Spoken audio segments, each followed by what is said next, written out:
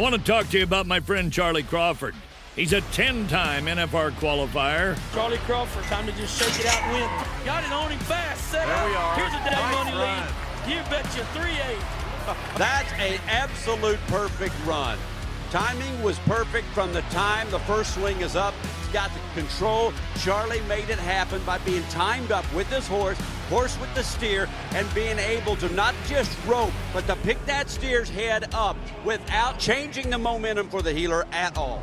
We know his beautiful wife, Jackie, all three of their beautiful children, the founder of the Liberty and Loyalty Foundation, which this year will exceed $1 million raised for military and first responders. I've said it 1,000 times. Charlie, it's time to rope, nod and ride, whip and spur. I want to welcome you to the Charlie Crawford Podcast. Let's ride.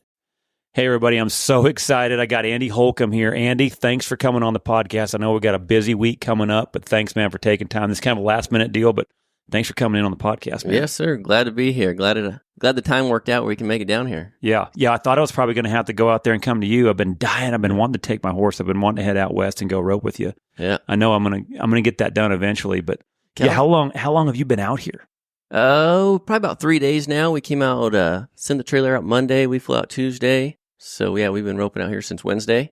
So what has been kind of the futurities and the things you've been, because it's been kind of been a lot going on with the last month. Oh, yeah. Between Riata and all year, but definitely last month, too, with Riata. We were kind of hoping everything was going to be tighter between all the futurities and we'd be able to stay out here, but they're kind of spaced out just enough that we kind of have to head back to California and keep stuff going at home, too. Yeah, because it's almost spaced long enough. It's too long to stay away from home, huh? Yep, you got to go back and forth. But then it's almost so close that by the time you get there, you almost have to turn right around and come back. Huh? Yep, exactly. And I'm super fortunate. I got a couple great kids that work for me right now that they can maintain everything, on the road and get stuff here safe and make sure everything, horses, truck, trailer, everything's safe. And now, where do you live in California? Just north of Salinas, Roma, San Juan Bautista. It's about 20 minutes north of Salinas.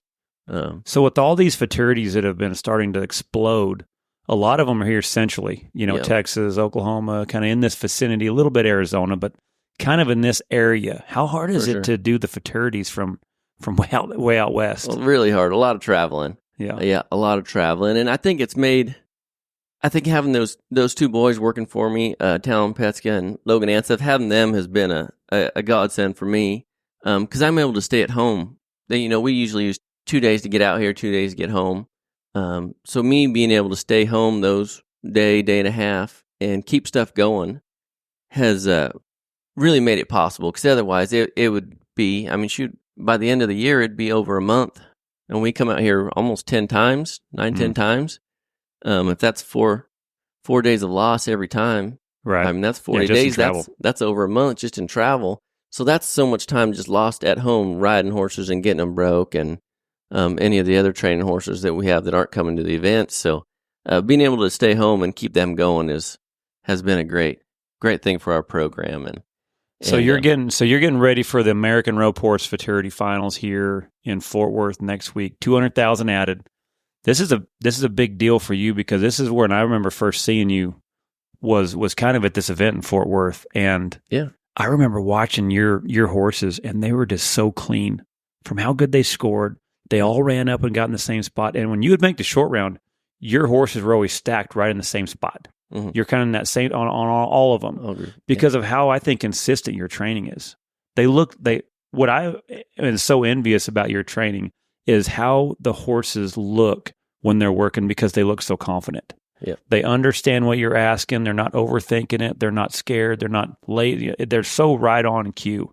Yeah. It's fun to watch. I remember that one year when you had the Appy. yeah. And I'm like, now you're just showing off. Like you're kicking our butt on an Appy. Now Andy's just showing off, seeing how good he is. It was so cool. That horse was such a stud. That was a cool horse. Stud. Yeah, I can't take much credit for that one. That came through Wyatt and Lacey Burdett's program, and they'd done all the work on that one. I just kind of got on it right before, and he was cool, and kind of got him working a little bit. But yeah, that was a pretty special horse too. He was a 4-year-old that year. No kidding. Also, yeah, and he was a machine.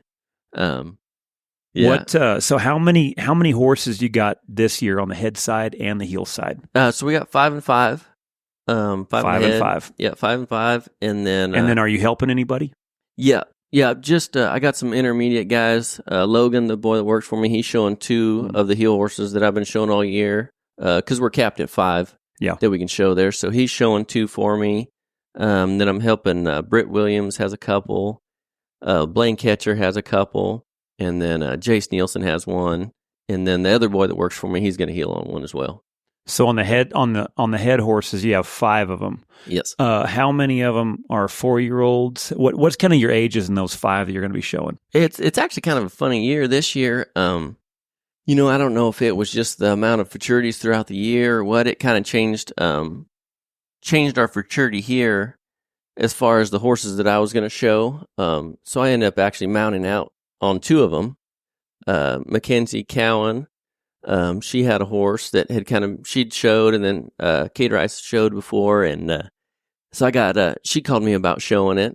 Actually, Brock called me and asked me if I had a hole, and it just kind of worked out that I did. So, and it's a 6-year-old, and then I kind of did some swapping around with Caleb on the horses that I've been showing for him this year, and so he's showing one, and then I'm showing a different one that he's got here, and then I got 2 4-year-olds. That I've kind of had. One I've had for all year long, and then the other one we just kind of got in the program a couple months ago, 4-year-old. And then the other one's a Sawhorse Swagger. He's 6 years old. We've had him in the program we owned him, bought him as a baby, and then another guy bought him last year, and Chris Bradford, and so this is his last year right here. So we got him in it too. So your 4-year-olds. When do you feel like, is there a certain time that you start them to where you have them ready for, because this is the end of their 4-year-old. Yep. This is kind of the last hurrah. Yep. So for a lot of them, in some perspective, they were started at a certain time in a way almost to kind of get ready for this one. So is there a certain time that you want to get them started, so then by the time this October they're kind of peaked out and ready, or does it kind of fluctuate? It fluctuates a lot. For the horses that are in my program, if I can get them kind of early, 3-year-old year, get a lot of the end of your 3-year-old year, maybe early, even early. Got it. Yeah, and do a lot of lead steer on them. Get them really knowing what I want them. Get them doing all the little pieces, and then start working with them out of the box a little bit, break away. And they're just doing stuff slow, but then that way when we come into because our first one's in February. At Buckeye. Now, do you try to take very many of them to that early one in February? I just judge how they're doing. Yeah. Because that's what it seems like. It's such a fine hard line spot. because they're little babies, and they're not very old. Their maturity, their bones are still growing. Knees are still open. Definitely. And it's one of those things like, golly, if I take them here, then will I have anything left? Kind of. So you're able to kind of feel where their maturity level is. Yeah, feel where the maturity level's at. And for us, like those 2 are the closest ones. We got 2 right back to back. We got one in Buckeye, one in Scottsdale. And they're what, February, March? Yep. Yeah, middle February and then 1st of March. And so if I can, like I said, if I can get them earlier the 3-year-old year, I never have to push them at all. I can just slowly just build their confidence in every little maneuver we're doing. And they're going to be green. They're early 4-year-olds. They're all going to be green, But if we can kind of build on that and they're confident, and I think it really kind of showed with mine this year that we went there, went Buckeye, went Scottsdale, and I come home from Scottsdale thinking, okay, I'm going to have to put these things back together and slow down, and came home and they felt just almost like before we left. That's cool. They didn't feel frazzled. They didn't feel like they were doing too much out in the field, maybe getting a hold just a little bit harder than I do at home. Now, are those 4 steers or 3 steer averages? So Buckeye's 4 steer, Sun Circus 3, 2 and short.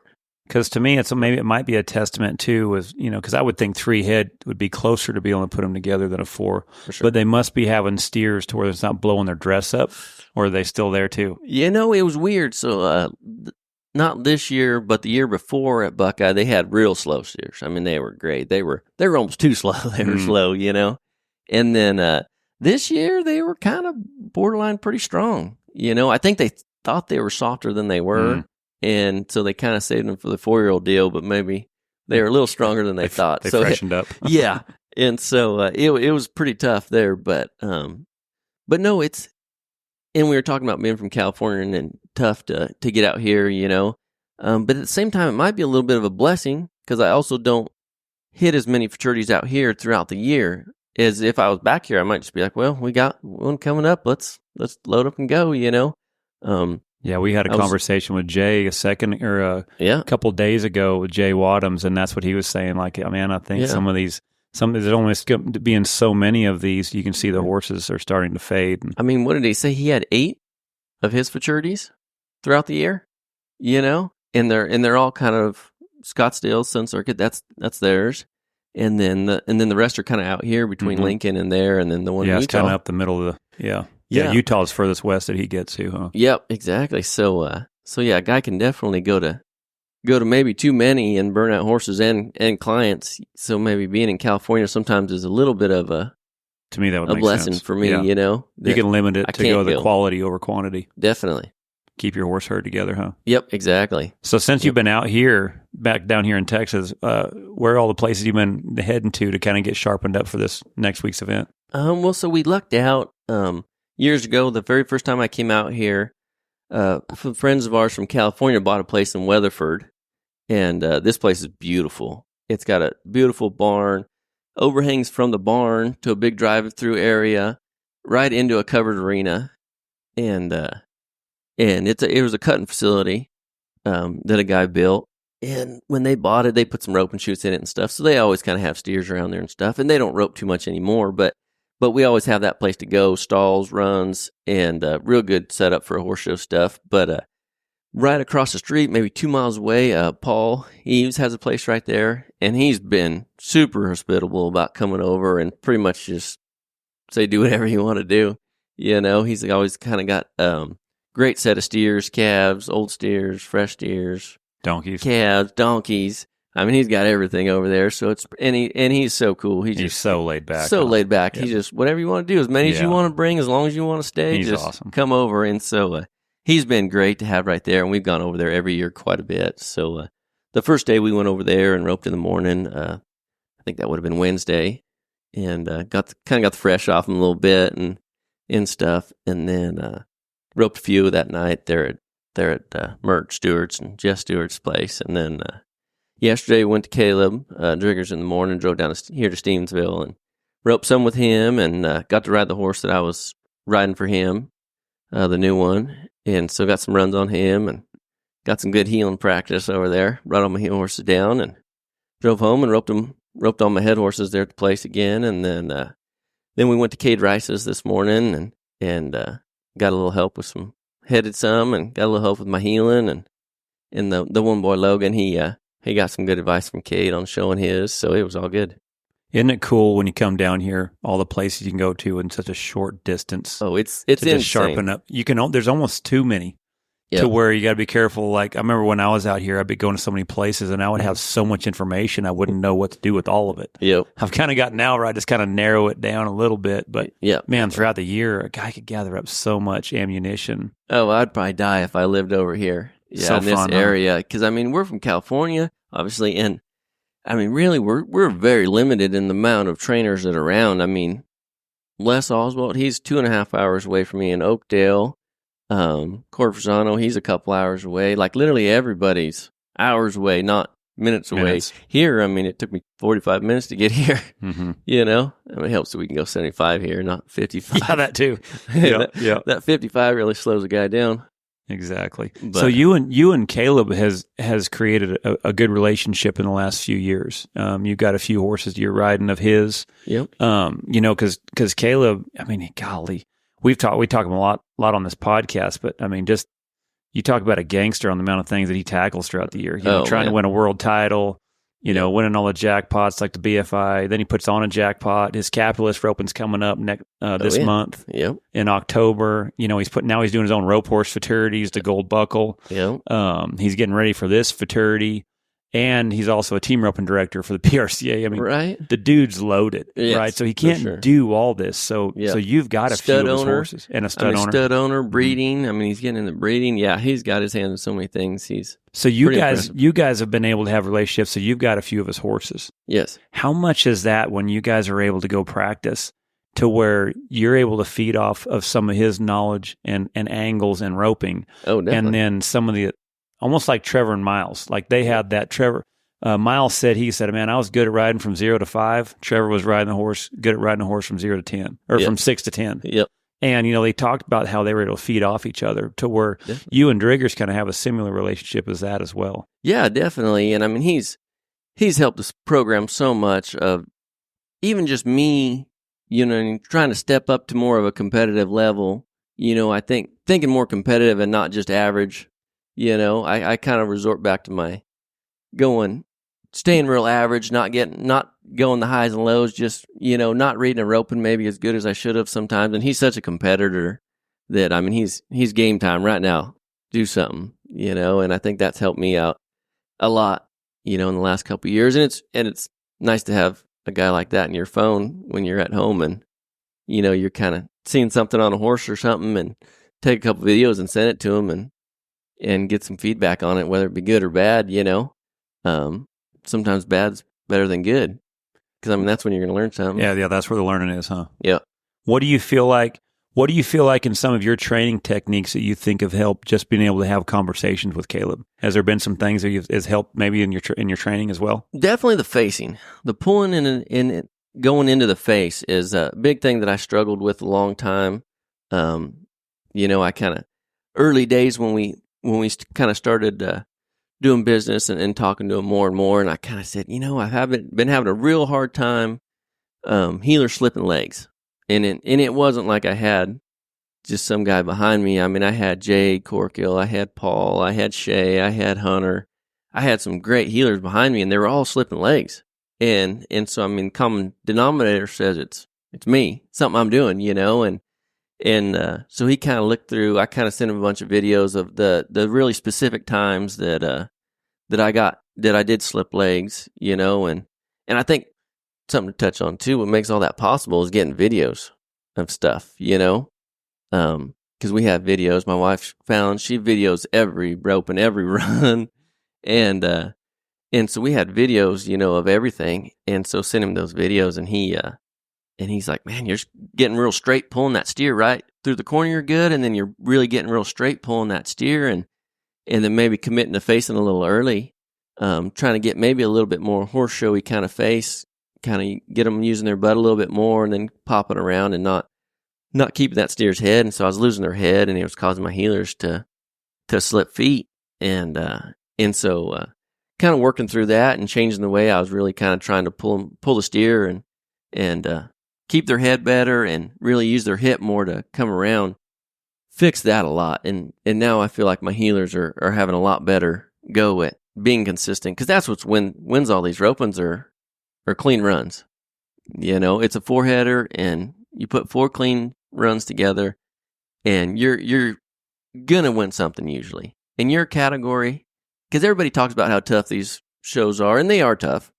But I mean, I can count the times that I didn't win something and made 4 clean runs on probably one hand. And so we want to say how tough these shows are and stuff, and they are. Don't get me wrong, but if you dummy your homework and stuff, and you make 4 clean good runs, you're gonna get money. Especially here at the finals when they pay so many monies. Oh, as well. So many monies. Yeah, exactly. And at least in I would say the heading, not the heeling. The heading, definitely. You make 4 good, clean, smooth runs, with no hiccups anywhere. You're going to make the finals in your category, especially. The heeling seems like it's always the toughest to judge, because there's only so much you can kind of judge on one, and it seems like the guys that help really, really good, and there's so many of those, especially at the finals, because your top guys are going to be there. Oh, definitely. So a lot of the runs are going to look alike, and man, to stand out there, usually one of the good things about it seems like the best one there will stand out, because for sure the rest of the runs will kind of look alike. Well, the head, and there's a lot of moving parts. So many moving parts between the bear and the score. Yeah, exactly. And it'll be curious to see how it changes this year too, because last couple of years they've run a lot of natives, and they've switched out steers a lot. They'd have a weak pen, a strong pen, and maybe another pen, and they do a lot of interchanging steers throughout the roping. So they might run a round of the medium plus steers, and then they might run in the lopers on the second round, or maybe even run 2 rounds of the stronger steers and then run in the lopers. Now, you go from running, 450, 500 pound strong ones. That'll expose the rate right there, huh? Well, it exposes everything because they're not going to start as hard. Score. Mm-hmm. And then they also got to stand them up. That was a big thing that you'd see in the third round.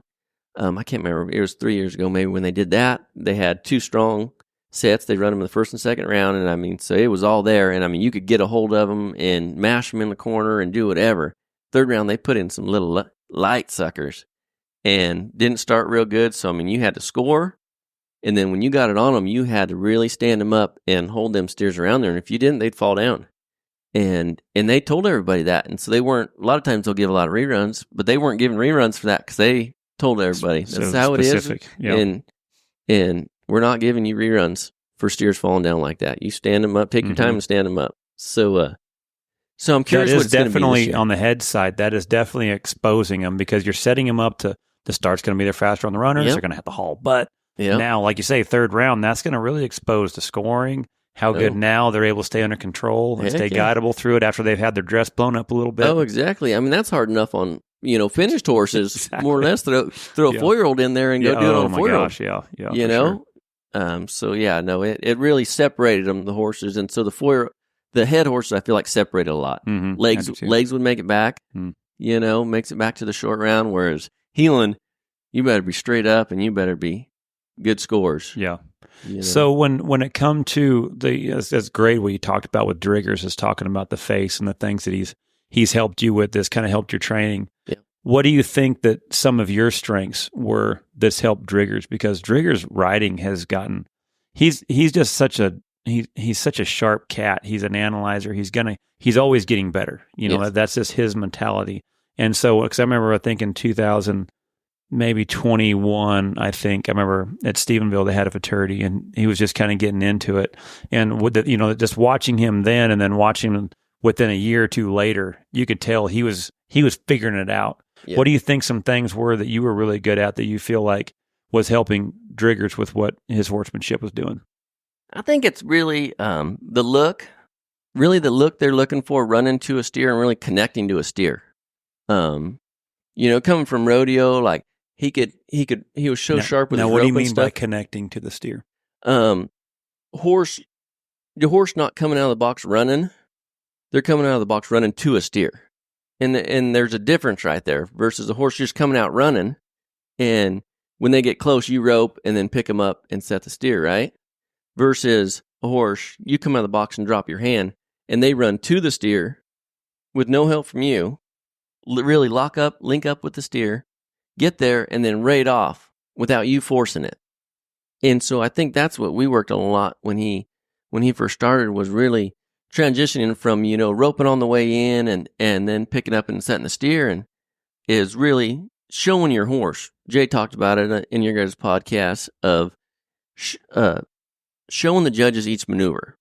So when you rope them on coming on the way in, your horse is running, and then you have to pick them up and slow them down when you get to the steer. That's not showing your horse doing the maneuver. That's showing, how handy you are. So slowing down just a little bit, taking a few more swings, especially at home practices and stuff, of not just getting there and roping, getting there and getting your horse slowed down behind the steer and staying there, roping, and then setting the steer and doing the rest of it. But it was really just getting it where his horses in the look, you know what I mean? His horses were running to the cow. They were just running to his spot, and he was so sharp. So it was, once he slowed down and didn't throw right there and let them horses run all the way to the steer, then they were picking themselves up, gathering once they got to the steer.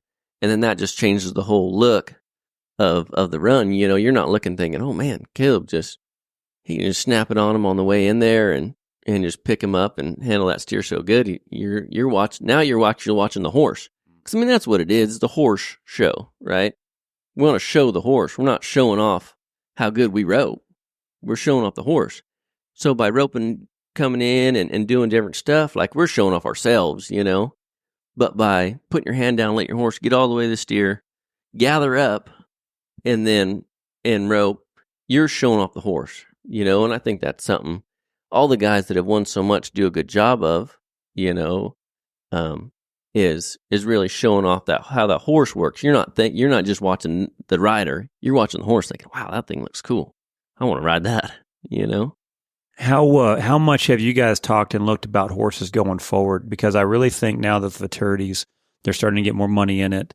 It seemed like, a few years ago, probably especially 5 years ago, you started seeing guys that maybe were looking to get maybe a blowed up working cow horse or an ex-reiner or a cutter that got too big, Now it seems like people are specifically breeding for certain type of horses. And I think mainly in the head side, in my opinion, because I think a lot of the size and abilities of the heel horses kind of stay the same. Yep. But now I think people are starting to get the mad science of now trying to create head horses. Has there been a certain breeding that you've noticed starting to kind of pick up in the fraternities that guys are looking for that you've kind of, you know what I'm saying? Like I know in the barrel world, they were really starting to get towards certain breedings and stuff because they were starting to work. For sure. Have you noticed anything on the head side yet?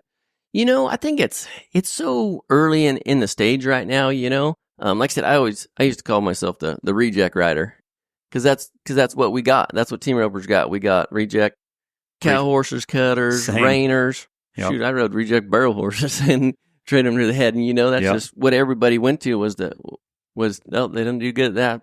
Team rope on over here. Let's team rope on them. Yep. That's me too. That's exactly all I've learned. Exactly. And so the thing with all those is those horses were rejects for a reason, whether it be physical, mental, maybe training, we don't know, but it was one of those three things why they were rejected. So we almost learned to work with a problem in essence, and so this really coming through now where horses are coming up, being bred for this, or at least started from it from the beginning. I think it's really going to change not only how they are, through this futurity stage, but how they go afterward, because the futurity age goes through 6, and there's a lot of life left in a horse after 6, like their whole life, so we put a lot of pressure into this young age when there's so much after this, and some people are breeding for the program now, I think, where they're wanting to get earnings on these horses, mares, studs in particular, and they're going to go through their 6-year-old year, win as much as they can, and then they're going to turn into breeding animals, if that's how they work out. And so I think being able to kind of separate them to where they're going afterward is the key in the beginning, because that's going to change the program on them. Because if your end game is 6 years old, whether it's a mare or stud, you're going to go through their 4-year-old, 5-year-old, 6-year-old year a lot different than if we're thinking this horse is going to go on and make someone a rodeo horse or jackpot horse or a low number horse. The early stages are going to be different, I think. Oh, that makes that's a very good point. I never looked at it like that. Yep. Definitely see exactly what you're talking about. Yep. Because for me, that's the only thing I do. I have one horse that we raised, and it was kind of one of them to where I was looking around like I was looking for a futurity horse, and Jackie's like, well, I bred this horse, and I forgot to tell you about it. Because she buys a lot of horses, and I find out about them later. Nice. And I was looking at that one, and it was like, well, it was a gypsy, which I've had a lot of, the Starlight Gypsies, and she bred it to a Stoli. It was a Best Advice mare that we had. And we had it at the trainers, and I think she forgot about it. It's hard to say. And it came back, I'm like, well, it's got the size. I was like, well, shoot, I'll just start messing with this one. Yeah. And, but for me to, I'm not out here 5 days a week, riding. So to try to get a 4-year-old ready for anything 2 days a week, 3 days a week, 4 days a week, 2 weeks off, a week off, not getting no traction. But for me, just like what you had said, the end goal for me on this horse is to have him peaked out at the end of a 6-year-old year to where I feel like he's finished, he's ready to go. Yep. Mine is the end game. Is the end game to have a good horse that's seasoned through this process. So when he's there and he ages out, he's ready to go. He's either headed to the World Series, he's headed in that bracket, or he's at a level to where he can go down the road. But I never really thought about it. If you're trying to get the studs going, or if you're trying to get the mares going, you're trying to get that earnings on them. You're going to go to every futurity. So that sucker's going to be at 3 years old getting going, and when he's 4, we're maxing hitting the road. Those 3 years. Yep, you're hitting the road.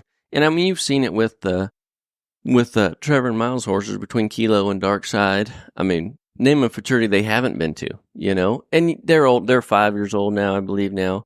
But I mean, they went everywhere last year, and they're going everywhere this year, And so, I mean, that's the thing. That's the plan, then you adjust your plan accordingly. And getting back to your question about studs and stuff, I think every program has kind of their studs that they've done good with and stuff. And I think mine's probably been the One Fine Vintage. Now, what's he bred like? He's a one-time Pepto. I can't remember the mare, but. My Joe Bidenism will pop out bigger than anything on a breeding. I'll forget. And then it'll come. Then as soon as I push end on this podcast, it pops back into my head. I'm like, oh, crap. Yeah. Yeah. And we've just had great luck with them. They've been really good-minded for those. They were notorious for good minds, weren't they? Athletic and a good mind. Which is crazy because most one-time Peptos aren't. They're a little fractious and stuff. And every One Fine Vintage we have has been good-minded, good in the box. So I've heard a lot of Peptos have done good, and I've heard a lot of good things on their mind. But and so we've been real fortunate with them, and in being that Mary Robertson that owns them is just north of us, a couple hours. So there's a lot in the area too when we kind of started and got them, and we just had really great luck with them so far, heading and heeling. So what's the size of him? Because there's a certain size that seems like they can go both ways. Yeah, he's so 15-1's a good size head horse. Yeah, 15-1's right on the border of a big heel horse. Definitely, isn't it? Yeah. That's a big heel horse for me. Yeah. But no, I think 15-1. So that gave him a good size to go both ways. And one thing I think he really carries is the horse was really classy. He is a really classy mover. He's really together with his body, real short strided, real gathered up. They don't get real strung out and out of position body wise, So for a showing opportunity, that comes really good for us because he doesn't get out of whack because he's not long strung out and feet going everywhere. They're always real collected and together. So it made him a lot easier, I think, to show because that was their go-to, was just come back and get square. I think he could handle a little bit more run. I'd love to see a One Fine Vintage crossed on a running horse or a running horse mare on him. Or that's what I'm starting to think, that where the breeding's going to be headed on the head side. And I think so, too. To get the mind ability and that what you talked about, that classy underneath themselves with some speed. Yes, exactly. And everybody's been talking about the racehorse crossed on the cow horses, and I think a horse like him, specifically, because like I said, his colts are so classy, and they have their things. They're feely. They're real. There's some of them are, half of them been real gentle and easy, and some are feely. I mean, really, really feely. And I don't mind that at all. But I think that togetherness and everything that they got, like you said, classiness, you put that on a racehorse that wants to be big and big moves and strung out. I think that's going to cross really well and make it a real horse, not just a show, but to compete on anywhere, Well, it seemed like the futurity there out west, the what was it called, the Old West? Yep. Out there in Utah, the one that ran and Reggie Probst had a lot to do with out there. It seemed like the running breds were pretty strong there. Real strong there. The one that came from Reliant Ranch that Clay Smith rode. And I mean, that one run off with it. And, and then how good Eric Rogers' horse did. Yep. And should have, because, I mean, holy smokes, look what he's doing. Right. Won Salinas. Kicking us everywhere. Spicer Grip. Won the Spicer Grip. And those are horses that win those rodeos. I think he might have went to Cheyenne the day before and then come there.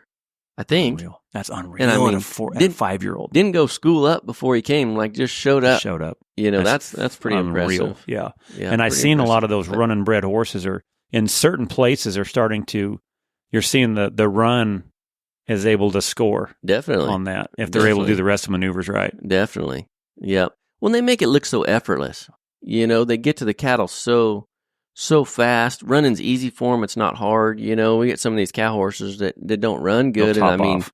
Even if you get a good start, these steers run so hard anymore, that, they max out and you're down to back end. And I mean, how good can you show a horse at the back end? Yeah. You're very limited. Well, and you're trying to maintain the scoring on a running bred horse too, which is tricky because they're hot. Yep, exactly. So you're trying to find that good genetic balance for sure to where they can keep their crap together in their head scoring because they got so much fire. Yep. And that seems like that's that dance you're trying to maintain. Yep. And then also put the cow in them a little bit too. I kind of talk about just kind of connecting up with the cow. That's something that the racehorses really aren't bred to do. They're just bred to run. Every once in a while you'll find a freak, but it's not very often, huh? Yep, not very often. Yep.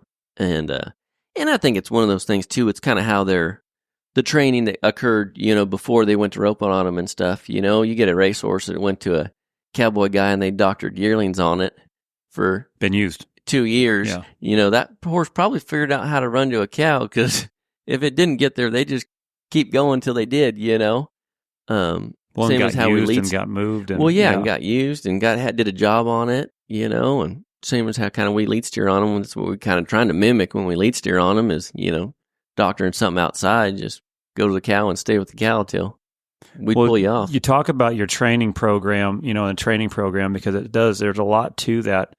And how important do you think is it to where when that horse is started, where it kind of creates that horse's mentality through this whole process? Because you talked about the reject. You're getting reject horses. Yep. Well, was this horse a reject or was it trained to be a reject? You're trying to find that balance. So Definitely. You've been probably starting quite a few of these now. And I don't mean like from a yearling to a 2-year-old, but I mean, you're probably getting them to where they've been trained. But like, where do you think, how important is it in that 2-year-old, 3-year-old before you get them process goes? I think it's huge, and we got quite a few 2-year-olds and 3-year-olds around the house there. And even the 2-year-olds that we got right now, we got a winner's version and a Fiesta's got a gun 2-year-old that we own. And we got some other racehorses. We have actually been getting a bunch of racehorse 2-year-olds for barrel racing. There's some people that breed them and buy them and stuff around there. And so we've actually been through quite a few in the last couple years, and they're just going to barrel race on them. But we do everything on them. I mean, after the first 30 days, once we kind of get around a little bit, we start lead steering on them, and we're not going hard, obviously. You said 2? When they're 2, we're give them something to do when you train them. This is not aggressive. This is right. Riding totally get it. Yeah, calves that are trotting around and loping, with maybe with a breakaway rope once they get, quiet and tracking. And so, but I think it's one of those things, if you develop that from a young age, that's, put that in them from a young age, that'll maintain through their lifetime, hopefully. But when you get them, they've kind of been started, they've been saddled. Are they somewhat broke? We get them from every stage. Do you have enough people with you, or because you can't manage all that? Can you throughout a day? To where you're keeping your show horses working good all the way down to breaking them? Yeah, I think I own 5 2-year-olds. I just sold one, and then we've had 4 maybe other barrel 2-year-olds come in and out. But Town, the one boy, he's been really good on the 2-year-olds, getting them started, and especially the early stages.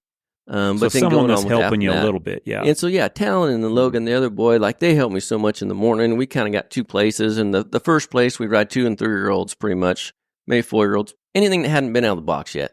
We ride in the morning. So do you have a structured session throughout the day? Yes. So what time do you start? What's first? I guess I should say this, just because we're on the coast over there, we're pretty cool.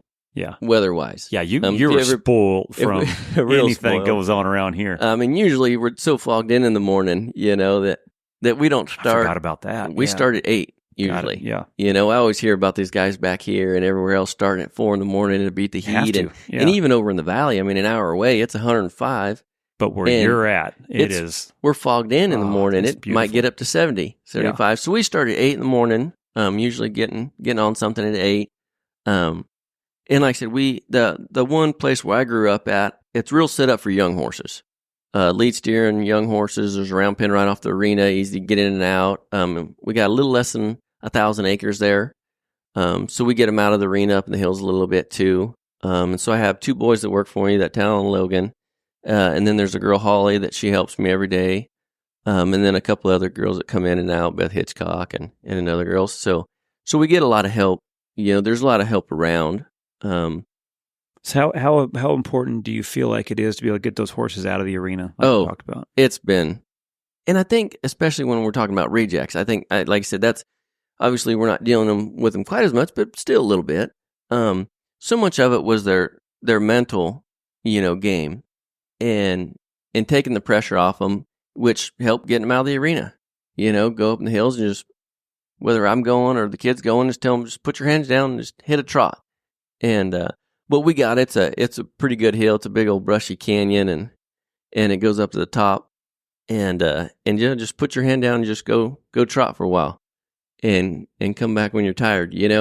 I think so much of just getting out of the arena helps them horses so much, because we put so much pressure on them in there, and I try to do it in spurts, but ultimately, if we're going to be roping on them at February of their 4-year-old year, we kind of got to put a little bit of pressure on them, which helps when we have them from a young age, though, because we don't have to put pressure on them at one time. We can space it out. So having that place where we can really get the foundation of them just being broke, and then mix cattle into it. The other property that I live at is at a sale yard. My father-in-law was partners in a sale yard.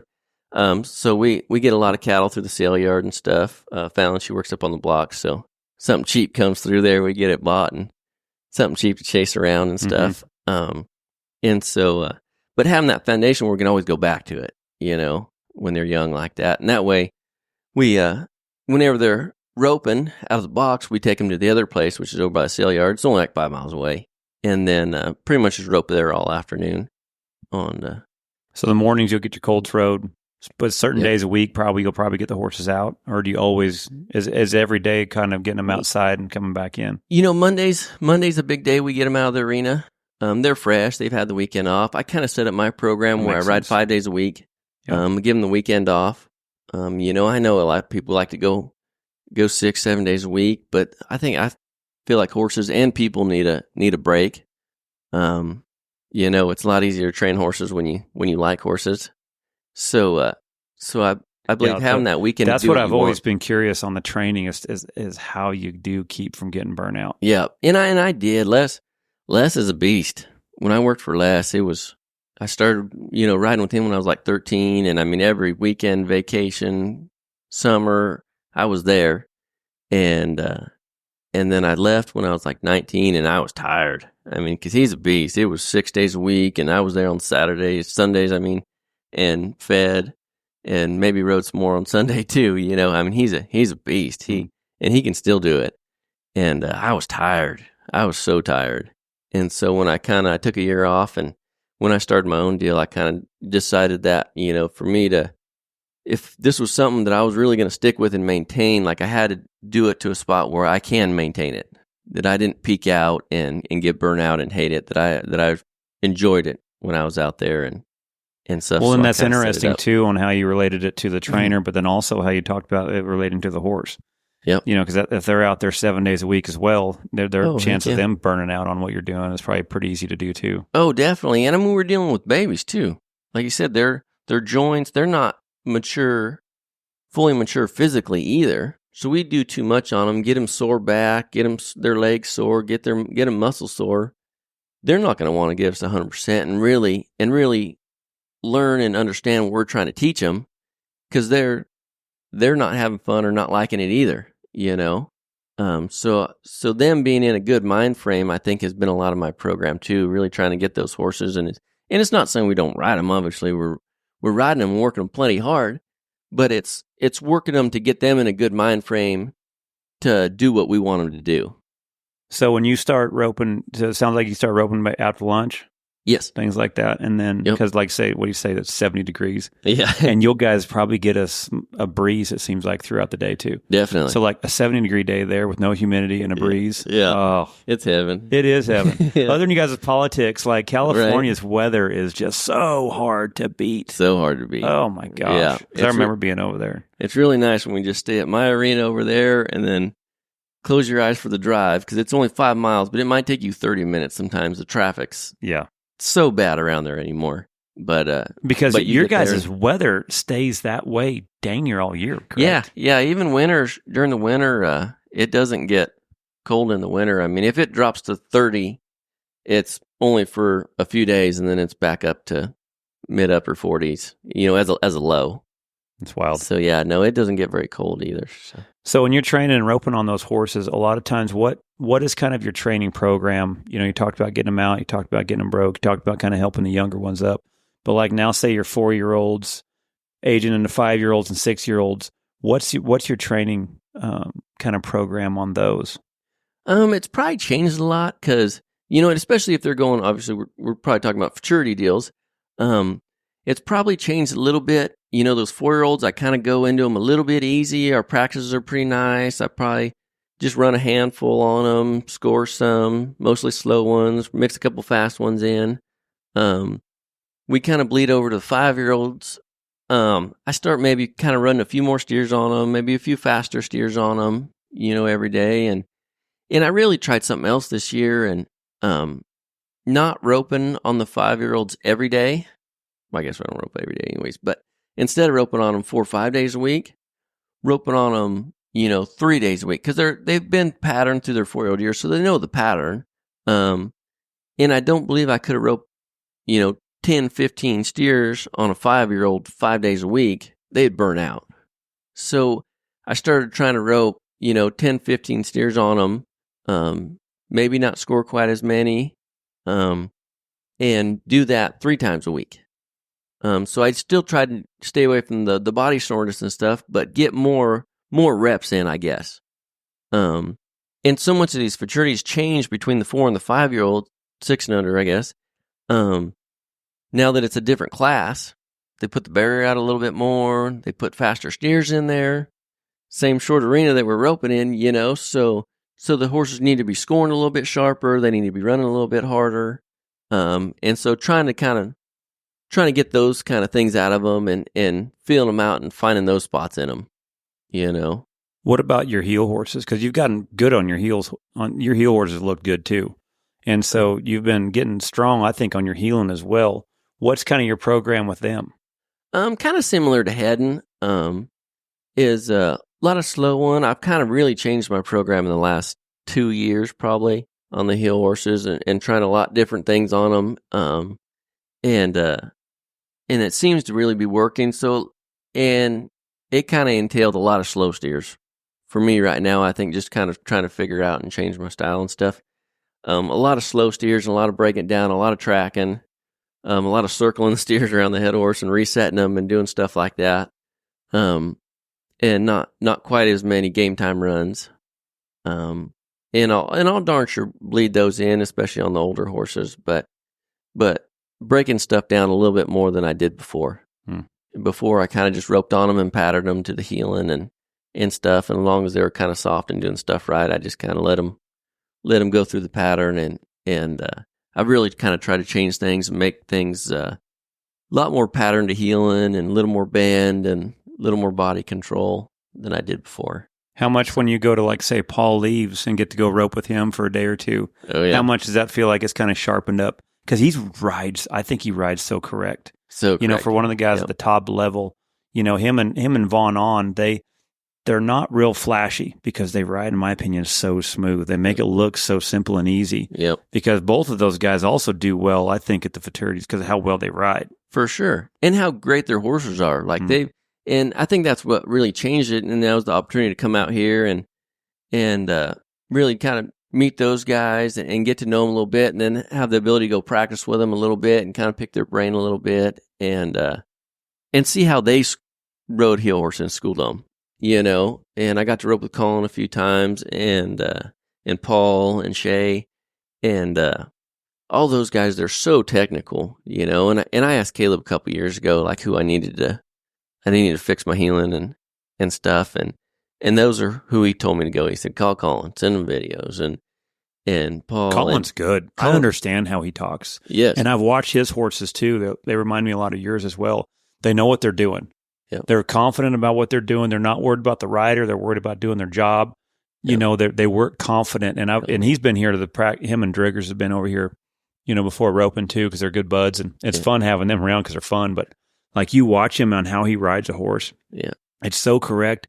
But he lets them do it. Yeah, he guides them where he wants them to go, but then he also lets them do it. And he does such a good job. His riding helps encouragement. Like you can see how he's building their confidence by helping them with it. But and when he'll explain it, like he articulates it well. I understand. How he talks is he keeps it simple enough where you can understand what he's saying. Yeah, and that's what thing I think he can make it really complicated on a guy, but he in the early stages, like he made it so simple. Like I was kind of wanting some help with my swing and stuff, and I sent him some videos, and he says, "Don't break your rope over on the left side of your horse." And he said, "We're not going to do anything else until you can do that every time." And then it was crazy. You bringing up Paul, he sends me videos or something, and it was of Paul roping. He's like, "Just do this," And so he was and that's how close those guys are, and I think how much they're similar, And he was like, "Just break it over there. Don't turn it. I want to turn it over like a header over here on the right side of the feet, And he's like, grip it and don't turn it over to the other side. And I mean, it took me a long time, and it was awkward as heck, but I think it's really helped out a lot. And then same thing with some heeling, just a lot more bending around my left leg and getting them horses kind of bent over around. Not with my inside rein, with my outside rein. Using my outside rein to bend them, not my inside rein. Interesting. Yeah. It took some work. It took a lot of work. That is interesting. Yeah, it was really. And that's against a lot of the logic that a lot of people talk about. Exactly. But as soon as I, did it on the horses, then it starts dry work. It starts slow. It starts just walking a circle, trotting a circle, and then going to a lope, and then loping a circle like that, and then going straight, and then loping back in the circle, and then you bleed it into a cow. But you don't just put it into a cow on a fast run. You go into it slow and start out loping down the arena and just trotting, bending them. So how are you able to bend them on the right side? Because you said instead of bending them on the left, like with the left rein, you're doing with the right rein. Is that what you said? Yeah. So pretty much just steering, So you're, instead of using your left rein to bend their nose around to the left and hold their nose around, you're pretty much just steering them to the left. So hand up a little bit, steering to a left. I see what you're saying. Using your left leg, they arch their body towards the right, so their left side's giving away from their leg. Their head draws around to the left, but you're not doing it with your left rein. You're doing it with the outside rein reining over their neck. I see. When you showed me that, that's when I seen it. Yeah. Yep. Yeah. And like you said, when you first hear it, you're like, huh? And, exactly. But then as soon as like he was overriding, it's I learned so much during Salinas Rodeo, because those guys come out the house. They're there for 5 days. You know what I mean? It's a 5-header. And so they're there for 5 days. How many notes does a guy take? Oh my God. Guys out there. Right? So much fun. So many. Yeah. And so like I think the very first time they came out, I think it was just Paul. And I didn't ride a heel horse of mine for a week. I just headed. And I mean, I put them on every single horse I had. And then... that's a great sparring session. So good. Because, for Paul, so he just want to rope. Yeah. Because that's one thing. When you're rodeoing out there, all you do is drive. Drive, yeah. You drive for hours and hours. I mean, you go to 100 and some rodeos and you may rope 100 and some steer. You know what I'm saying? Like, you go so long and you don't hardly get to rope. I got to tell you, these guys love roping, so I would imagine when you put them on that had to be like a vacation for them. I got to tell you the funniest analogy I heard of rodeo healing. Shay the other day says, rodeo healers, they drive and haze. That's what you do. You drive and then you haze. You drive and then you haze. He said about every, 30 of your steers, 50% of steers get turned. Mm-hmm. So you just drive and you haze. You drive and you haze. And so the ability to just go and rope. And I mean, and I always feel bad thinking they don't want to rope, Oh, and not Paul. I usually don't care. I'm like, here, get on. I'll bet that was so much fun because, like I say, you're getting to rope for him, and you're getting to watch him, and then you're getting to hear feedback of what he's feeling. Oh, exactly. To me, oh my gosh, how much you're learning. Like, he kind of came in, he might have got on my leg a little bit here, or he might have been a little free in my delivery, or whatever it is, he's giving you what he feels to where you're like, exactly, got it. And so I think it was the next year. And seeing it, because you're right in front of it. Yeah, you're right in front of them. So then I think there was the next year, Colin came out, and I did the same thing to Colin. I mean, I put them on ones that I'd only healed on for a month to ones that were 6 years old and been maybe 7 or 8, that I've been roping on forever. And it was really interesting because I caught the same thing from both of them. And it was right about when they come out of the box good, and it was right when the head rope went on or right before the head rope went on. They said they felt like the rib cage was pushing towards the steer.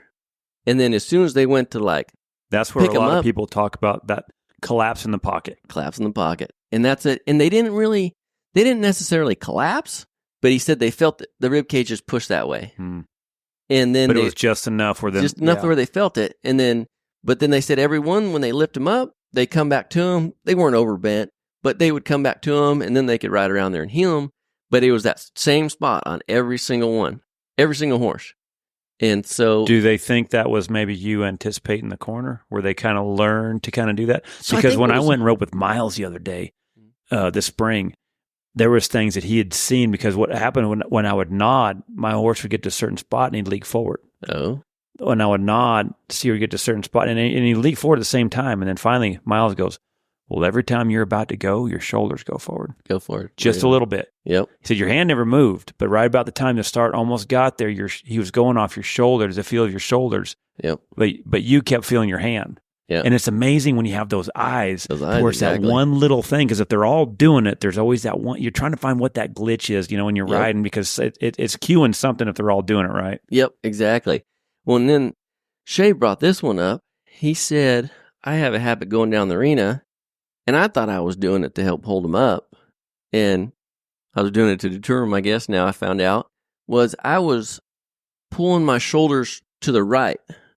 So almost like, how to describe it on here without showing it. So I'd almost pull my left shoulder in front of my right shoulder away from the steer that way. At that certain time. Which caused my hips, mm-hmm. You talking about open up your hips for your horse to face, well, my hips would turn to the side in the saddle the opposite way of what they should.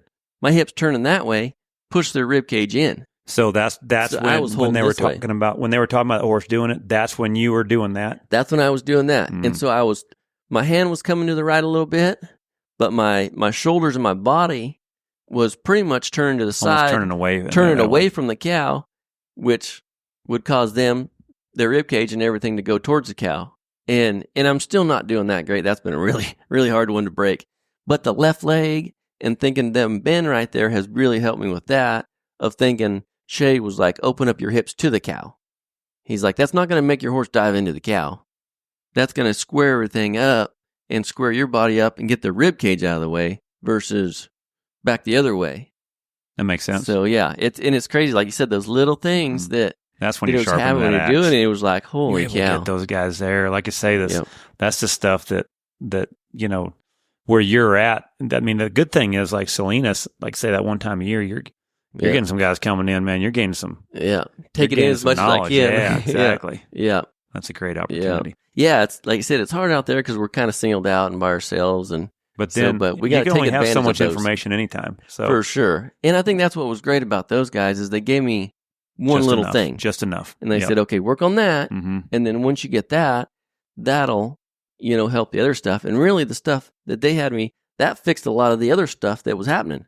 Yeah. Just what is the one little thing that's basically escalating everything else after that? Exactly. Because a lot of times you end up working on the stuff backwards. Yep. You're trying to get the stuff that is already, you're too late. If you just, like you said, if you can go back to the core of the problem and not the symptom of the, after, like you're trying to go, where's the core? Because a lot of times, like you said, after that, if you fix that, then everything else will kind of come into place. Yep. Exactly. That's like I said, the fraternities, I love it because of that little stuff right there. Those little things that has helped me with better riding. Definitely. And just trying to do clinics all the time or rodeoing. Those are the things you don't get to see. These are the little things now. That's what's been fun about the fraternities and how far they have become, because there's all those little things now that people are starting to get the blueprint of where they can tell you, okay, yeah, that's when you're doing this. That's what's escalating this. Yep. Having those eyes on it is it's what it does for your horsemanship is phenomenal, especially to show them. Definitely. Yeah, definitely show them. So we're getting close to now next week. You got to start Wednesday at the fraternity. You got 5 head horses. So this is one of the things I was wanting to talk to you about, because I think you do such a good job of explaining it.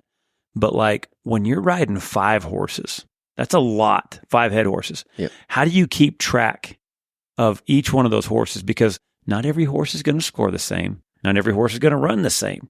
Not every horse has the same, because we're going down the maneuvers, right? Yep. Every horse is one might be score a little bit lighter than the other. One might run a little harder than the other. One might have a different move in the corner. One might want to lean left. One might have to kind of guard on the right. Oh, yeah. The frame, different facing techniques, because everything has different feet and feel. For sure. So how do you keep track of 5 head horses and 5 heel horses? Yeah. It's actually funny because here it's probably easier than a lot of places because the time's so spread out. We might run one it starts at 7. You might ride your first one at 7 and not ride your next one until 7:45. But I started years ago. I was at some circuit at the horse show, and I had 5 head horses, and then I was heeling for guys helping, and it was like musical horses. You're just on one and off one, on one and off one, and I did terrible on the show. All my horses, they were good set of horses, and I just did a terrible job showing them. And I just I wasn't thinking about what I was doing in each run. So I really thought like I need to plan how I show these horses better and really get focused on them before each run and not just have it be a blur of just runs put together and just go in the box and just try to turn the cow. And so I started writing notes down in my phone on each horse, and I start probably about 2 weeks before the show, and I do it for all the shows. But really just start writing them down of just little things to think about on each horse, I mean, there's obviously the general stuff, don't break the barrier and try to catch the cow. But like all the real specific things and I maybe get a little too technical in some of them, but as far as, how I walk them into the box and how I set them and how I back them into the corner, because they're so fine tuned. You back if you have a horse that wants to be a hair nervous in the box, and you back them into the corner, a little bit harder, and their legs are kind of spread out and not standing up real square. Well, now you're kind of getting yourself off to a bad start from the beginning. You don't want to walk up and reset your horse. They're not going to do like that. So you're stuck in the corner of the box now. So now you either got to wait and hopefully they square up their feet on their own, or just take your horse like that, all cattywampus, but then hope they get a flat, smooth start. Right. So I'll go from the beginning on some of them like that, like how I walk them into the box and how I back them in the box slow, use my feet, make sure when they hit the corner, they're not running and hitting the back of the box, hard. They're backing into the box slow, and that slows their mind down and stuff. So like I just write down a lot of little stuff like that helps me kind of show the horse. And I think it helps me like really try to get more focused on the run, on each individual run, because they bleed in. Every run just kind of bleeds into one or another. And I mean, half the time you ask me at the end of the rope and you ask me what happened the first one, I don't even remember, but it really helps me focus on each run and trying to get the most out of each run. Well, and you said it really good too, because like, it's not like, at home, you just stay roping. Yeah, you just rope. You're averaging so many runs, almost an hour, right? Yeah. Well, you might be averaging not even one run an hour at these, and so there's a lot of downtime in between, a lot of focusing get lost. There's a really good book called With Winning in Mind by Lanny Basham. He's an Olympic shooter, and he talked about the preload. He talked about that shot that he was visualizing in his mind, that he would rewind, he would just play that shot that he's trying to do 40, 50 times in his mind before he pulls a shot. And it's kind of the same thing roping. You're trying to get that time where you have enough time before you rope to where you're basically going over that preload in your mind of what run you're trying to do, so you can remember all the steps where you don't lose your focus. Yep. But what are the things, like just pick one horse do you have? What do you have written down for him? Do you have any notes on any of the horses you have? Yeah, I do. I don't know if I want to read these. Oh, yeah. Read the good one. Oh, shoot. I want to get one that too bad. Just so we know we have a true roper here. He's got still got his glove in his belt, and he stole someone's clicker. Actually, I brought it with me. Right, with you. Yeah, I do everywhere. I shouldn't do it. Well, I feel bad because someone will like hand you their clicker at their house, and you forget, and you got it. I leave with it. So I try to do that. Bring your own clicker. Yep. Yep. So I'll read this one, I guess. So what horse is this? So this is actually, maybe I'll read my old horse, Swag. So this is Swag. I've had him here three times now. I showed him as a 4-year-old. Showed him last year, or actually Caleb showed him last year for us. And so this is his 6-year-old year. And so he's been to a lot of futurities. This by is now. one of your head horses? Yes. Yep, head horse. And so the main thing I got on here is just ride him a lot before, have him tired. Horse tends to want to be a little straight, and so I have kick his ass around and spin him, get his feet moving, and then I said, get him bridled up as I walk in the box, see Olive start. Then, so when you say see Olive start, that means he's going to fire off your hand. And it helps me sit there. Mm. I think when I start saying, like, kind of be in the barrier or something, like maybe if I have a horse that maybe can't run as much and I'm like, okay, I need to be in the barrier, wow, guaranteed I'm going to break the barrier. Mm. So I think, or I'm going to do like you said, and I might sit there, my hand might not move, but my body's going to be like, I need to go. It. Yeah. So telling myself, see all of it. Actually, on every one of them, it says see all of it. Well, I think what a lot of people me. too is like, because every weekend at a clinic I have, everyone's like, what do you focus on the, as you're roping? Mm-hmm. What do you see? Well, everyone sees something different. See something different, yeah. Somebody might focus on the right horn. Someone might focus on the base of the left horn. That's what helps them, because if they're missing the right horn, they might be overly focused on getting that swing on the outside of that right horn, so they get caught. Well, the guy on the base of the left horn, he might be splitting horns. Well, maybe that helps him right there finish his top strand over the base of the left horn, You're telling yourself what makes sense in your head. Yep, exactly. And that's what everyone's trying to find as they hit the bullseye on their shots, right? Yep, exactly. To where, okay, what was the recipe to hit the bullseye? So when you're showing these horses right here, there's certain things that when you tell yourself that it clicks. Yep. To where it gets that bullseye run that you're trying to make. Yeah. And tell myself, see all of it is pretty much obviously not saying what the score is because we're not sure what the score is right now, but it's telling myself, sit there still until I see the start and then go. Don't anticipate it. Don't move my left hand. If my horse moves, don't let him go. So many times I've seen or felt it, I've done it plenty of times. My horse moves right there a little early and I'm like, maybe I'll get out, and just drop, instead of saying, no, I didn't see it yet and just holding until I see it and then going. Cause that's the bottom line. We can, if they're not going to plus you, if you stutter a little bit in the box, it's a lot better than 10-point penalty. Yeah. Either way. Because, like I say, that the start is what sets up the run. So it's a crucial part. It's step number one. And that, because when you hit it, then it makes the running rate a little sooner because now you're able to get to that steer before he gets away. Yeah. Now you're able to create a faster shot where it's going to help him put his feet in the right spot. Where if you missed a start, now the back end's coming. Now it's going to affect your start, your score from there as well. Heck yeah. One, I think it changes too because I've talked to a lot of guys, they talk about creeping, at rodeos and open ropings or something, about they want to creep a little bit.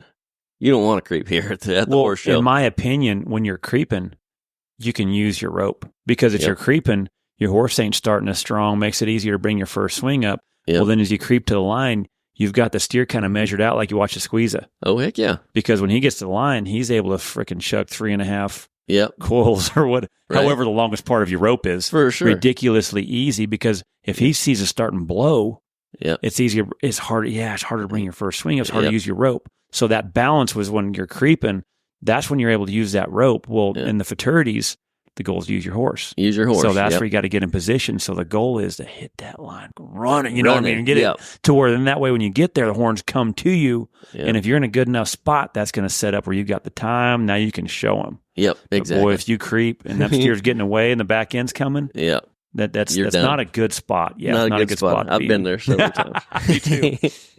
Yep. And then, see all the start, get going, keep a little width. I have a tendency to ride a little close with that horse. I get him riding almost too much to the cow. So you said keep your width? Keep my width because I get riding a little too tight to the steers a lot of times. Then I get stuck right close. And then you got to get away from them. So keep a little more width with that horse. And then that should help me keep him up and soft with the steer because he's a little guy. He's not a big, strong horse. He's a little guy. And he's physical in the corner. He wants to get a hold of them. He wants to tear their heads off. A little too much sometimes.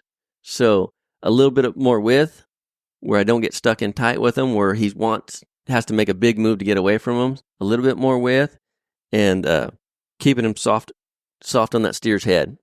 Because his soft on the steer's head is plenty hard. He wants to get a hold of their steer's head. And then kind of going with that is we'll talk about with Caleb, just keep it coming back up the arena, and I try to slide my right rein a little bit and get his nose a little bit. He wants to be just a little. He moves his hip around the face, but his head's a little straight when he does it. Got it. And so I got it in there, slide my right rein a little bit and see if I can get his nose. So when you go to finish, when you go to face, the last maneuver number 4, what are you focused on there? Mainly get to the end of it. Yep, get to the end of it. Because that was my big problem before was, anticipating that face a little bit. And so getting to the end of it is like when the heeler's got 2 feet and he's dallied. The feet are coming back to the heeler, now things are going to start probably when I getting tight. When I see them start coming to the saddle horn is when I will lift and put my right leg on them a little bit, and if I feel like I'm late right there, just guide them across the neck. But if I can hit them soon enough and just lift right there and use my right leg and set them up for that face a little bit more, versus just reining them across the neck that's my Achilles heel, the reining. I'll panic. Yep. Oh crap! There, yeah, get around. Yeah, because like I blamed it on Joseph and Logan at the end of my career because they come tight so fast, right? That it's just created this panic in me where I see it as all at once. Well, then it doesn't take long. They start bending in the middle. Especially if you're trying to show one. For sure. Now when you cross all the way with that left hand, well then the left rein gets their nose to the wrong spot, and you get in that's where that left hand will get in your way if you're not careful. For sure. So what you're talking about is being able to put your hand in the correct spots with the feet, so that horse is able to maneuver the things that you've already trained him to do, without getting in his way. Yep, because that's where my Achilles heel is my horse has already been trained to do it, but that panic that sets in, we're like, oh crap, and then my hand gets in the way, and that's one of the hardest things I think that's great about the fraternities, because it makes your riding technique correct. So correct. But then it also there's always those things. There's usually a hiccup somewhere in someone's riding where that's the focus point. If you can finish the run without making sure your left hand doesn't get in your way, and it's for you, your horse, and not against you. Yep. Those are things that I kind of write down in my head. But I like the fact that that's cool where you write it down to where then you can, because your words are going to actually, for one, you're going to remember it. Yep. Because I can't tell you how many times I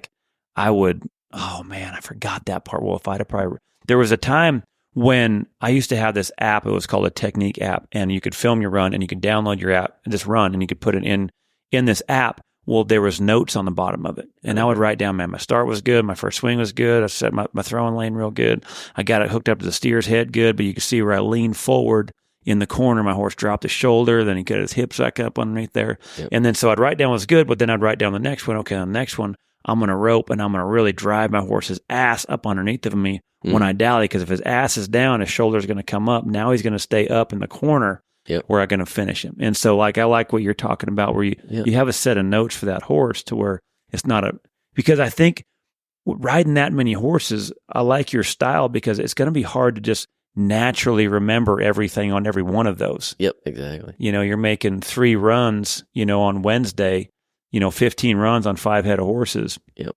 It's going to be hard to stay sharp on all that. Yep. So that's pretty cool. Yeah.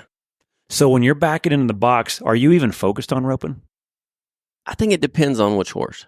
I think it really depends on which horse. Because some horses, maybe they don't rate quite as good, So I want to make sure when I hit the end of the box, I get my rope going and I'm ahead of them. So maybe I don't rope coming on the way in, but I know I'm ahead of the horse when I get there. So it doesn't look like I'm back here and they're running by the cow when I get there, that I'm up with the horse. The more you're up ahead of your horse, the more rate they're going to have, whatever speed they are. So that's probably the only time I really think about, putting it around the horns. Because this blows a lot of people's mind. Really? Well, because how many misses do you see in the heading at the fraternities? Yeah, not very many. Hardly. I mean, what, 1%? Yeah, not very many. And it's a freak deal if it does. Well, it's usually a bad situation. Someone's out late, they're at the back end. And so every trainer almost talk about, when we're talking about this, no one's focused on the catching. No one's focused on the catching, really. Because they're focused on how to set it up. The right hand has done it so much, they can almost forget about the right hand. Yep. It almost does it itself. Yeah. What you're talking about getting ahead with them is, what I call it the rhythm, where when you're able to hit the start and bring your first swing up and it's clean, when your swing's going forward, your horse's stride's going forward. So you're ahead of them or you're in rhythm. So then that way, when you get up there and get rated, that forward stride with that horse is almost carrying your rope to the horns where you don't even have to think about it. It's a feel. Yeah. Other than maybe a couple little technique issues, like for me is like, because I'm notorious for when I'm training, my hand gets too low. Oh, okay. Well, I want my hand up a little bit higher because when I get rated, I want to make sure I can come from up to down instead of having to come from down to up. Oh, okay. That's going to shift a little bit, right there. And then I like how my curl comes underneath my hand if it's a little bit higher. But like, I'll do that on the dummy. Right. I'll do that. I'll get my speed trainer out and get a Smarty up there, and I'll just throw loops and I'll focus on my roping. Focus on my roping because I know when I get to the futurity, I'm not thinking about you ain't thinking about that. Yeah. I'm trying to show this horse. So it's funny, I think, for a lot of people that rope all the time, when they go to the ropings, everyone's focused on catching, and then they don't know what their start is because they're not. A lot of people are not in contact a lot of time with their left hand and feet. Oh yeah. So then that affects their start. Yep. Well, then it affects where their position is. Then it affects if they do catch the steer. Then it affects their handle and their face because everything's been focused on catching. And I can't tell you how many times on the weekends, like I'll see where a lot of times, sometimes their left hand's actually getting in the way of the right hand. Oh, really? Because they're not, where you guys are doing is the complete opposite. Yep. You guys are focused on your left hand and feet because that's going to set up the steer in your shot, and your right hand, you don't even hardly think about it. Yeah, it's just over here going. It's just over there going because it already knows what to do. Right. And it's amazing what I always tell everyone every weekend. This is why I love the futurity part of it, because the cleaner your left hand gets you that start, the sooner your position shows up. Right. And then the better your position shows up, then the better angle you are on the frame right there in the corner, to where then that's going to put you in the right spot to be able to come up the right way to come up the pin, to give your heeler a good shot. And then when you're able to get the finish right there, when the feet come up and bam, clean. Yep. So it's funny how the right hand and the left hand work together, but it's cool when you talk about the guys at the fraternities, the roping's kind of almost not, where you're not even worried about. It's secondary. Yeah. Mm-hmm. Yeah. Yeah, that's pretty cool. So what about the heeling? I will say the one thing I think about in heading, probably one of the only things, now that you say it, is probably making sure I get it tight. I have a real bad habit of leaving just a little slack in my head loop around the horns. That might be the only thing that I really consciously think, get my rope tight around the horns. It cost me last year. I didn't get one tight, and I Honda pop over a horn on one at Fort Worth last year. Mine this year has been like when I've been roping, to where when I pull my slack, my left hand comes to me just a little bit, so I get so my horse will come off my throat just enough, so that way when I dally, it's already tight. Oh yeah. My slack is bad about a lot of times because riding rodeo horses, you're always pushing up because you're reaching. And when you reach, you're trying to get out in front of the steer and then slow down. Right. So when I'm getting in position, a lot of times when I pull my slack, my left hand will go forward. Oh, okay. Well, then it strides my horse out. Yep. Well, then by the time I get dallied, I'm not connected to the steer. Yep. Like that's what I've been trying to work on, is like when I'm roping to have my horse where he comes off my throw just a little bit. Oh, yeah. So then now it's tight while I'm in position. So now when I push out to the left to get his head, I'm already connected. Now I can set that steer up. Yeah. And those little details. Like Jackie actually helped me out a lot with that last week, because she was the one, she's a good set of eyes for me, because like when I rope, she's like, yeah, when you got to the horn, it wasn't tight. And so I know, like, that's my little note right there. Like, got to remember to draw them off it. Yep. That way when I get here and I get that one wrap, like I'm already connected. You're connected. Yeah. So yeah, it is. It's always those little things to where you're trying to. For sure. Those little details. What is it on the heeling? What are you focused on the heeling? Breaking my rope over on the left side of my horse's head. Oh, really just getting a good start, different widths. Every horse, I got a little different width down the arena, how aggressive I could ride them down the arena, and what width to kind of keep them at. And maybe one get in there a little sooner, maybe one hold out a little bit more, let kind of everything develop through the corner a little bit more. Is there a certain width that you like to maintain, or is every one of them different according to the horse? I think everyone's different. Is it? Yeah. Because I've heard a lot of guys talk, about 10 foot wide, horses nose up to about the tail. As they're going down the pin, they're trying to create a certain spot right there because they know that hitter is going to handle that steer pretty close to that, to where when it comes in, it's going to connect to the steer and create a certain amount of width by the time they get in position. Yeah. But every horse is different, like you say. Yeah, I think every horse is different. And what's nice here is Caleb heading for me here. Like, I mean, he reads the heel horse and heeler around there for a guy. You know what I mean? So I don't have to completely overthink like where I'm going to be at when I come around the corner, because he's going to read my horse's speed, where we're at, how the steer's doing, you know what I mean, and he's going to pull him away or make something happen right there, or hold. Yeah, you know what I mean. He's gonna help that out. So I think it helps me taking away a lot of my panic right there. Yeah, of get there, don't get there, or I'm too early pull. I can come in a little hot maybe, and where I might kind of want to get a hold of him and pull, I can just kind of stay with him and stay aggressive, having trust he's just gonna pull that steer away from me.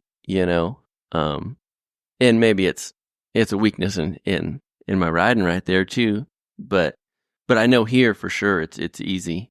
Now, when you come through, like once you got your spacing down the pin and Driggers right there goes a turn, what are you focused on in the corner? Like where's the position you're trying to ride to, and in the same maneuver, in the same time as it's coming through that maneuver of the corner up to a position, how are you also able to get in time with the steer? Because that's where you got to dance with all these different moving parts. Sure. Is now that even though you're setting this horse up, you still got to get in time with the steer. So how are you focusing on that's a lot of multitasking. A lot of multitasking. I think what's changed a lot, in the heel horses, how I'm making them, like they're a lot softer in the corner right there, a little bit more bend, but they're a lot softer and more maneuverable right there, which has helped me because I'll get them to the inside just a little bit more. A lot of times before I ended up kind of straight behind. I couldn't see both feet real good.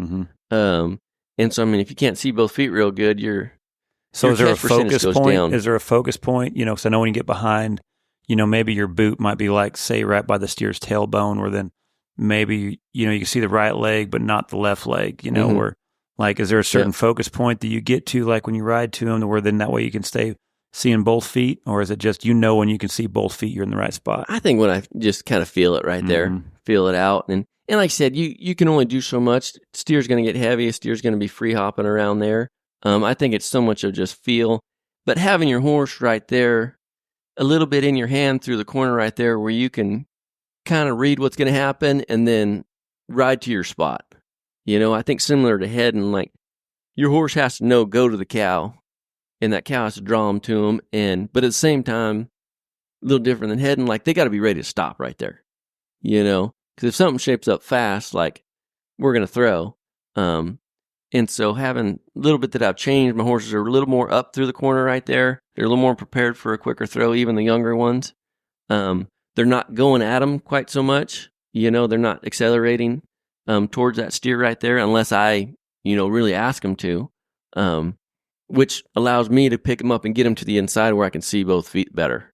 Before, I think I was getting a little bit of acceleration through the corner, which was causing me to like not be real. Them not being as soft in the face, I was getting a little straight behind because I couldn't steer them and get them to the inside as much.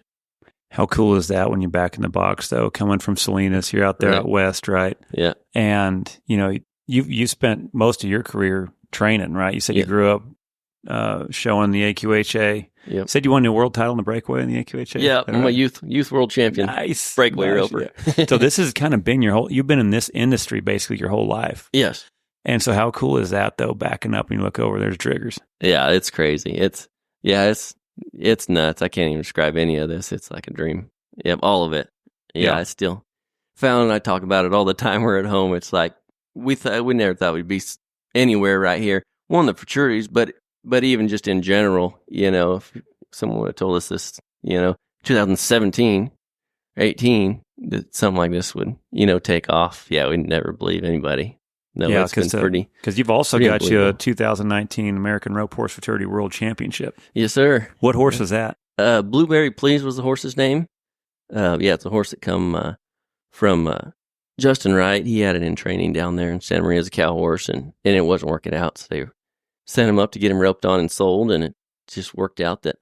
I think that's what's cool about where you've come from is the fact that, you wasn't through the rodeos, you was a trainer.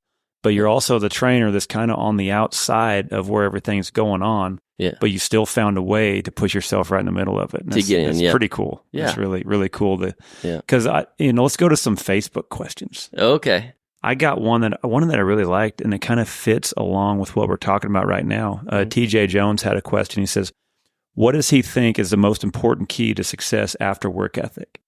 Because what we've talked about a lot of times is, everyone had, on the base core of everyone's success, work ethic was basically the foundation of every successful person. You got to work your ass off, whether it's for, you every day, Monday through Friday, whether it's Tate Kirkenslogger, whether it's Cade Rice, whether it's, you go down the whole list of all these guys, Trevor and Miles, every one of them works their ass off. Definitely. Right. And then even the guys that are probably not as successful in the fraternities, they're also still working their ass off. Definitely. So what do you feel like the separation is then to be able to get to success after work ethic? I think the biggest thing I can probably think of offhand is holding yourself accountable. Really every event, when you're at home, when you're practicing, and whatever happens, good or bad, holding yourself accountable to the fact that you're not saying, oh, the judges didn't like that. It was the judge's fault, or this horse just sucks. He ain't no good. Holding yourself accountable to a higher standard, I think.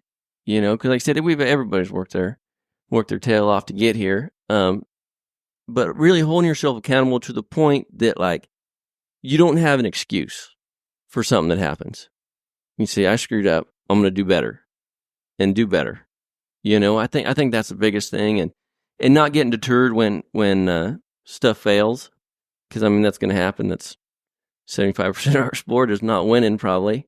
And so enjoy the wins for sure, but like really learn from the mistakes, but really dig down a little deeper than just, okay, I screwed up there, I'll just do better next time. Like dig a little deeper, figure out why, figure out what you're going to have to do to fix that. I think really going, and I kind of probably made a few, specific examples I can think of that happened in my life, but yeah, really holding yourself accountable when you could just kind of quit and not worry about it, and it'll buff out, it'll all come out in the end. Really going through it. Has there been times in the fraternities to where you were frustrated maybe with the score or things like that? Have you ever went and asked them? Yeah, oh yeah, definitely. Mm-hmm. Since I was a kid. How much do you think that with what you're talking about, holding yourself accountable? Yep. Because to me, now there's a difference between going to a judge and asking. Yes. Where did I fail, as opposed to going up to a judge and complaining. Oh, completely. Completely two different. These are two different conversations. Does completely that make sense? Two different things. So how many times, or can you think of that, like when it didn't feel like it was right, or you didn't feel like? Now maybe there might have been a time where you're like, I could feel something, but I'm not sure what it was, and you asked that judge. Yep. Or has there been also times too where, man, I don't know if I could have did any better. Yep. And then ask judges, and then how much you learn from that too in your training. I think I can think of probably 2 runs out of all the fraternities I've been to that after when I faced, I'm thinking head and runs, that I faced after that head and run and thought that was maybe one of the best runs I've ever made. Maybe 2 out of all of them. And all the other ones I could pick apart till and didn't think I deserved to win. Even the ones maybe I did win, I didn't think I deserved it. So I think being humble about that too, and so I had I showed cow horse when I was younger too. And so I knew there was a guy, Jimmy Stickler from California, and I was still showing AQHA, and he was judging cow horse. Well, he judged some AQHA shows back then. And so I asked him, what do I need to do better, like on these rope horses? And he said, you need to stand in the box. He's like, we were literally giving you free points for your horse standing perfectly still. We'll give you points for your horse standing still, and your horse won't stand still. He's like, JD Yates walks in the box before Jay gets in the box. Before Jay's heading to the box, JD's over sitting in the box, and his horse sitting there, licking his lips, comfortable as can be. And he said, Jay walks in the box, and he picks up his reins, and he stands there like a statue. Still don't move. Gates bang. He's got 3 points in the box. You walk in the box, he said, and you turn around, and your horse is shivering and moving, and if the steer hits the chute or kicks the chute, your horse jumps and fakes, and he's like, you're leaving with a 0. And he's like, you might be lucky you're not leaving with a minus, but if you leave with a 0, you're leaving the box 3 points behind JD Yates. He's like, you think you're going to have enough horse to beat him in the field, leaving 3 points behind? And he was like, we're giving you points for standing still. Stand still. So, but I think it's being that open-minded about it to be like, and being willing to take criticism. Willing. Yep, exactly. And and having, just that to be like, okay, what do I need to do? But then be like, yeah, you're right. But like you said, it's how you go into it. Because if you go into it and you're just like, what the shit? Why aren't I scoring better? You need to score better. And yeah, they're going to be like, yeah, no, screw you. And so, but going into it like that, they're going to be like, yeah, you just stand that sucker up. Stand there for a second. Get the points. You got to get the points. My brother said something a long time ago when I was a kid, because I wasn't very good in school. And my brother, my whole family, they were super smart. But I'm the black sheep. I'm not the smart one. So I was struggling in school a little bit. And my brother's like, it's not that hard. Like, he's like, school's easy. He's like, you figure out what the teacher wants and you give it to them. It's as easy as that. If they want you to do homework and turn in homework on time, just do the homework and turn it in on time. If they want you to engage in the class, just engage in the class. If they want you to score high on tests, just study and score high on the test. Like, it's not that hard. Just figure out what they want. You don't have to do all the rest of the stuff. You don't have to, kiss their ass the whole time. You just have to do the stuff they want you to do. So it's kind of, that opened my eyes from a young age to like, go to these judges and ask them what they want. Or don't even go to them. They give you a judge's card. Just look at the judge's cards. I've been a Nazi about judging cards since I was AQHA. My mom beat that into me. You know what I mean? The judges are literally telling you what they want at every single show. They tell you what they want. So go look up the judges' cards and see where you're getting the pluses, where you're getting the minuses. And like I said, we get videos, real easy to video runs and see, okay, yeah, you're right. I could do better right there. And maybe you don't agree with it.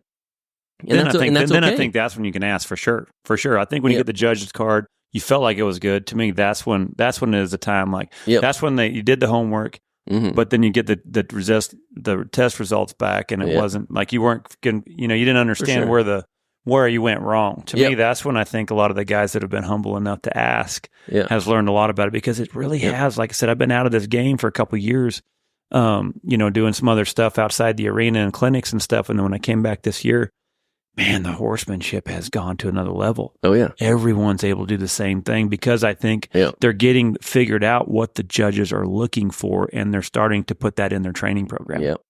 And what they're looking for specifically, them as a person, because I don't show a horse like Tate does, and my horses don't look like Tate's do. My horses don't look like Trevor's do. They don't work exactly the same how those everyone guys' has different work. styles. Mm-hmm. They got their little different styles, but they figured out how to give the judges what they want. Yeah. You guys were talking about Tate with Gary and Jay, and we're saying he kind of he almost breaks a little narrower, and then as he ropes, his horses kind of step up and out. Mm-hmm. They're not leaving, though. They're just step up and out, give them a little width. Then he just picks them back up. Man, they hit their ass so pretty right there. And then those steers just shape up and move. Yeah. And then healers just tee off on him right there every time. And then then that finish is just so he's smooth. Got so much momentum right there. I mean, he just gets a big finish too. So like, he developed that style after, years of figuring out what these judges wanted, So like, I think the best thing I can say for people is like, don't go to one and then just get deterred by it, Like, this is a game, like, you actually gotta do it a little bit, figure out what the judges want, And I hate to say it, but it's not always what they say they want. That is true. They say they want one thing and they mark something else. That is really some of the things, too, that I've seen where it's evolved a lot since 2017. Right. Because it seems like in 17 when it kind of first started, because I remember what they told me that they wanted, and sometimes what they were judging on, it did feel like it was not as much the BFI as much as it was more toward the AQHA. Yep. But I do feel like now, where it's at now, it feels way different than it was then. It does feel like it has gotten clearer. Definitely. But where do you feel like there's still some of the disconnect, though? I feel like there's still some disconnect. What do you feel like there's is there a certain maneuver that you feel like there's a disconnect, or where do you feel like the disconnect might be at? I think it's every association has their, way they lean a little bit, Rural Crown kind of leans towards the rodeo, kind of a little faster, a little harder. And that would make sense. That's Zancanella. It's Zank. Zank's seen some of the hardest running head horses before. Mm-hmm. So I could see that. And then Jay's come from the AQHA. So I could see where there might be stronger leanings, like what you're saying. Exactly. So if you know that a little bit, you can kind of, prepare for each one differently. Jay's being a little more AQHA influence, and it depends who has judging there too. If he has quite a few more AQHA kind of type judges, they're going to lean towards that way a little bit. So make sure your horse is standing in the box real quiet. Make sure they're running up there real clean and smooth, getting a hold more in the corner. Gary talked about it on the deal. He really wants to see them horses getting a hold, So make sure you're getting a hold of them steers a little bit more and getting to the end of it and getting face tight. Whereas, you go to Royal Crown and stuff, they kind of they're not so critical in the box. Your horse can bounce around there, move around a little bit and take a second. And I think that leads to Jay's too. If you're 0.2, 0.3 off the barrier, they don't crucify you. You go to do that at Royal Crown, your horse can be kind of funny in the box, not do anything bad, but just kind of move its feet, and maybe you got to walk it up and reset it. But you ping the barrier, they plus you in the box. So each association is different, and so I think knowing that going into it helps you prepare and be more successful at each one.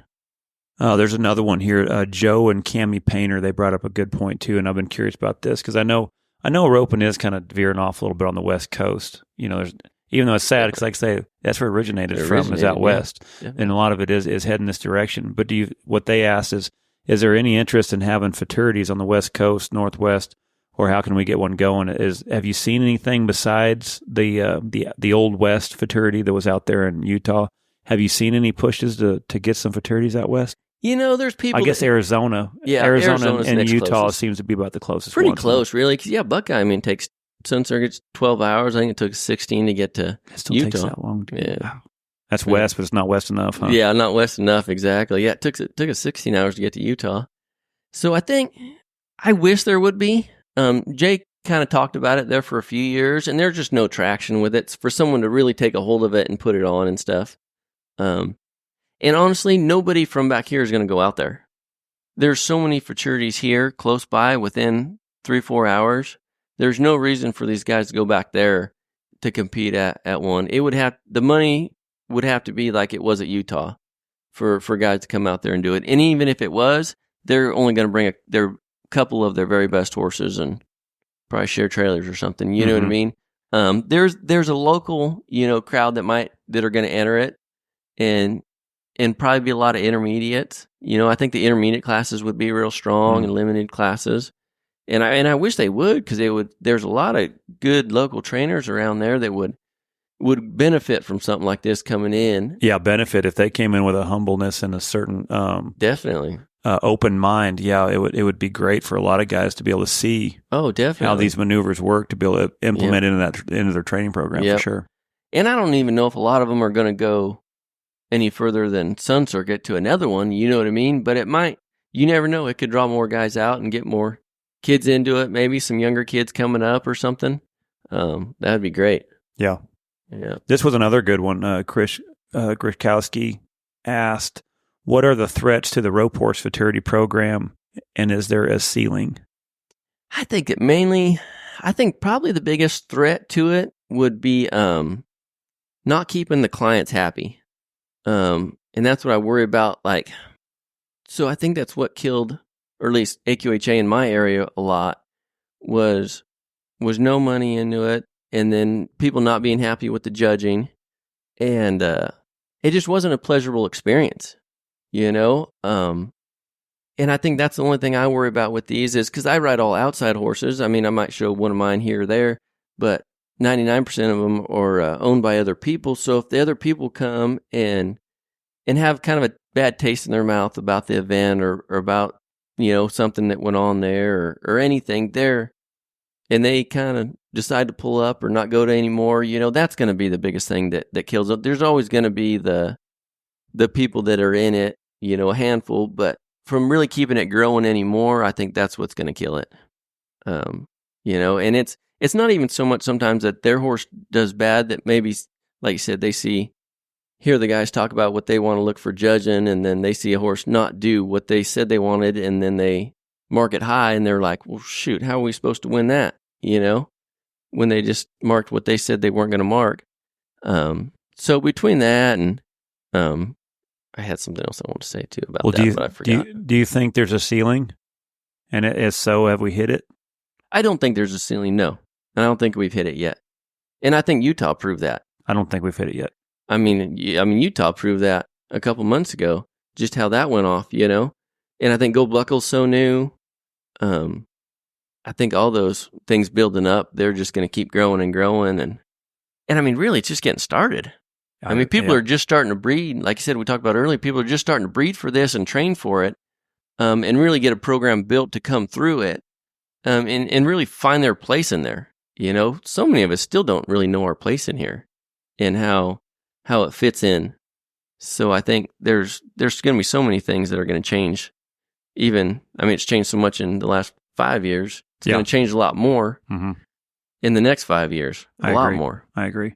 And it's probably a benefit there are. Like, I know we say there's too many fraternities, but I don't know if I don't think that's a bad thing, because I think the next step is people are going to figure out where they fit in more, and they're going to go to those. Mm-hmm. You know, someone's going to figure out, okay, well, I really like the Royal Crowns. I'm going to the Royal Crowns and not the American Ropers fraternities, or vice versa. They're going to go to Royal Crown and be like, I hate those. I'm not going to those anymore. You know, or even inside that of our clients at home being like, our clients might be like, well, I don't want to go to Gold Buckle. I want to go to Royal Crown, or I don't want to go to Royal Crown. I want to go to Gold Buckles. You know, everybody's going to have their favorites, I think, come out. Yeah. And choices are great. Mm-hmm.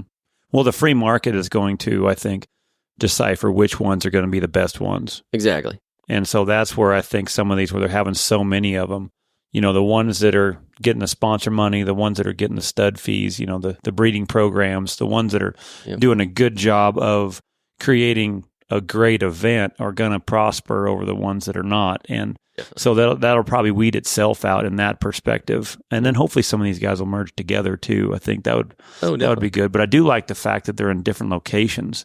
Yep. Just for, you know, the Royal Crowns seem to go up north. They'll hit the north. You know, Jay's, he'll get up there to the Nebraskas, the Rope Horse Fraternity, and then also get out to Arizona, and then the one with the old West out there in Utah. So, you know, I like the fact that they're branching out to get closer to more people. Heck yeah. And then, like I say, then a lot of them guys that see this it's gonna affect their training program when they're seeing how it's done. Oh, definitely. In a good way, in my opinion. Definitely.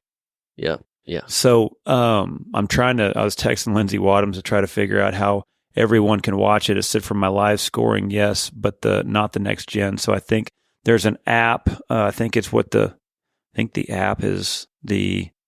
It's not CHE? I think there's one on that. She said for the live scoring, yes. Oh. Then I think there's a next gen app. There's a events live stream. I think it's rodeologistics.com. I think you can watch it that way. But if you guys want to watch it, first of all, if you're close, come get a ticket, man. Come watch it, man. Because I'm going to be there. I'm going to be there all 3 days, man. Well, it's such a great event because they have so much going on there. Yeah. They got trade shows. They got the horse sale, the bloodstock. They got snaffle bet. There's so much going on there that like you're not going to be bored. It's not like you're just stuck watching team roping for 10 hours. Yeah, you can change your environment. You can step out and go watch the sale for a second. Step over, go watch the cow horse for a second. Like you can make the rounds a little bit and really experience a lot just in one location. And I think that's what stands this fraternity out over a lot of them. You know, is there's so much going on in that location that it just draws so many other people. I mean, I don't know how many times I'll be run a steer and I'll look up and there'll be a group of cow horse guys sitting there watching the team roping, you know? Yeah, last year I was there watching and Clinton Anderson was sitting right beside me. Exactly. You know, you see Corey Cushion coming over there to come watch. And, yeah. You know, it's cool because, it makes it a lot of fun. And I think, too, when a lot of these associations, too, you know, outside of roping, you know, the cutting, the cow horse and things like that is, you know, the team roping deal is a big niche because it's one of the few events that when these horses age out, they got somewhere to go. For sure. You know, I mean, they're going to see a lot of these starting to show up at the World Series Finals in Vegas. You're going to see a small percent hitting the NFR, you know, hitting the big time, you know, and so where these horses go after they're done with this is a very high level, and it's to the masses. There's a huge mass of ropers on the other end where these horses are able to go to, and that's been a lot of the problem that I think is what Jay and a lot of these fraternities have done a good job with. Is they're doing now a good job of scoring these horses to where when they age out, there's a wide open spot for them to go. Because there's, you know, I don't know how many hundreds of thousands of team ropers, probably close to 1 million, you know, that now how many horses are getting made for the masses. You know? And then also, too, is some of these non-pros and intermediates and things like that they're having, how much now are riders getting better with how they're riding their horses. And for sure. To me, this is also creating so much knowledge. I brag about you every weekend at my clinics, always watching your social media because you put on such good content on your social media, but then showing these guys who to watch for on these events. Watch their left hand. Watch how they leave. Yep. What you guys have done is like your left hand and feet is at another level. Oh, yeah. You guys are the artists of being able to be, like I said, everyone has their own style, right. Of being able to get up there, get their horse ready to opposition, how they frame across the pin and face, all those things, how well you're riding across the pin right there and setting up that heel shot, how good that horse sits on the back of his hocks and takes the hit, all the things right there that, would win a 13 rope and down. Exactly. Yeah. And so like these blueprints of watching these good runs it's great. And so, yeah, if you're close enough, come watch. I had a great story about that. I had a horse here I rode a couple years ago, and I actually owned the horse. And at the futurity, right after it was done, I sold it to Cody Snow, and it was maybe 3 years ago now. And I sold it to Cody Snow. He bought it, and I really liked this horse. It was 6. Like I was thinking, man, this thing's really nice. I think it might be a kind of rodeo type horse. He'd ridden it when he come out for the Salinas Rodeo, or actually, it might have been the Tour finale in Salinas that year.